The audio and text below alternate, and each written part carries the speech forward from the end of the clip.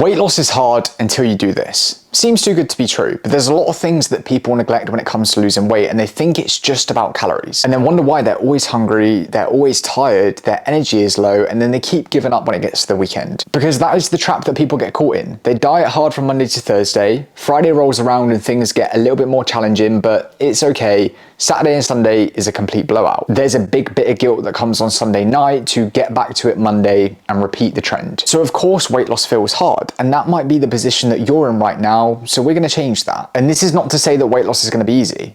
It's never going to be easy. But when you look at it as a difficulty of how hard it can be, you don't want to be right at the top. There are principles that you can put in place to bring this difficulty scale down and make it a lot more simple for yourself. We're going to use the whiteboard so we can go deeper into things. So when it comes to weight loss, most people look at this number and solely this number, and that's a calorie requirement. And that's because everyone online tells you that if you want to lose weight, you need to be in a calorie deficit. You need to eat less calories than what you're burning on a day-to-day basis, which is 1000% true. But a lot of people that just focus on that number struggle with hunger, energy, tiredness, and constantly giving up. For this example, we're gonna say for you to lose weight, you need to be consuming 2000 calories a day. Let's say your day looked a little bit like this. Within those 2000 calories, you were eating 50 grams of protein and 5 grams of fiber. We'll get fancy with my red magnets.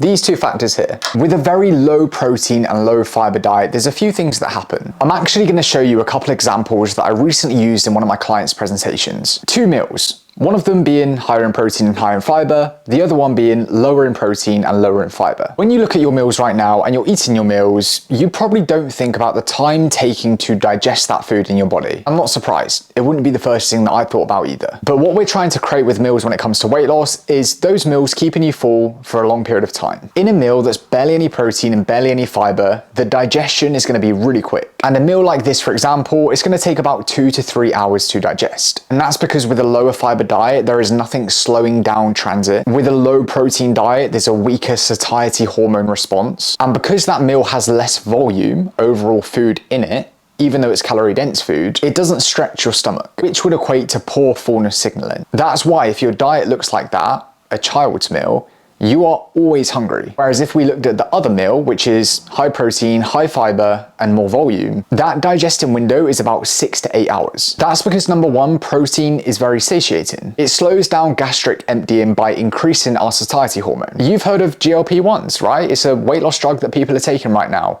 We also produce that in our body. That is the satiety hormone that gets released when you're eating higher protein and higher fiber diets. Fiber adds bulk, absorbs water, and it slows down food movement. And the higher volume, of course, fills you up more. It stretches your stomach more. So if we're coming back to these targets, this is what we'd want to do instead. Add a 1 here and go from a 50 gram protein diet to a 150 gram protein diet. And add a 2 here. Go from a 5 gram fiber diet, which is really easy to do, especially in the Western world, to a 25 gram fiber diet. Then we look at these 2 factors here.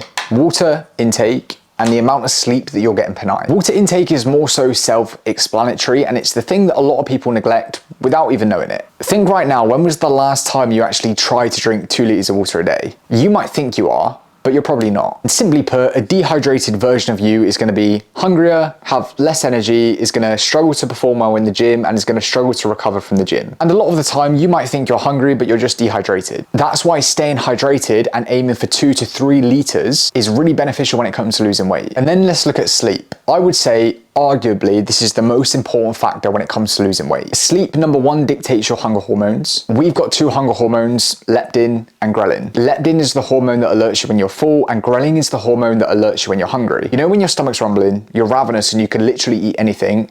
That is ghrelin being released. You know when you're so full that you can't even think about food? That is leptin. Generally, when you're sleeping well, those 2 hormones are going to work as they normally would. However, when you're sleep deprived, that leptin hormone decreases and the ghrelin hormone increases, which concludes in more signals of hunger and less signals of fullness. The complete opposite of what you want when it comes to losing weight. Alongside the drop in energy for steps and for training and for recovery, it just makes weight loss 10 times harder. So this is what you're going to do. For a minimum amount of 2 liters of water per day, non-negotiable, and 7 to 8 hours of sleep per night, again, as a non-negotiable. These are the 4 things that dictates your ability to stay consistent to your calories. I've seen it time and time again with clients that I've coached over the years. A calorie target is just not enough. Without supporting that calorie target with good quality foods, with what I spoke through with protein and fibers, with being well rested through sleep, and with being hydrated through your water intake, it sort of becomes irrelevant. It doesn't mean anything, and it's why so many people spend years yo-yoing with their weight. Now, obviously those numbers I used were very generic, and you probably want to know, okay, well, I'm trying to lose weight, what numbers should I be having? So I've put a free guide together to help you understand that and apply that into your lifestyle so you can start losing weight. I actually spent 3 months creating this guide. It's a 4-week fat loss guide that's going to help you drop your next 5 pounds and understand everything that I just went through in more detail, with also more understandings of how to work around social occasions, what to do when you hit plateaus along your weight loss journey, and how to keep the weight off long term. In the description, I'm going to put the link. If you click that, you can join straight away and it'll be straight over to you. If you download that, I can guarantee that you would lose 5 pounds. And if you did find this video useful and you want to see more of it popping up on your YouTube with longer format content, make sure that you chuck a like on this video and you subscribe to the channel, as I'm going to be posting this stuff weekly. And make sure you download the free guide as well.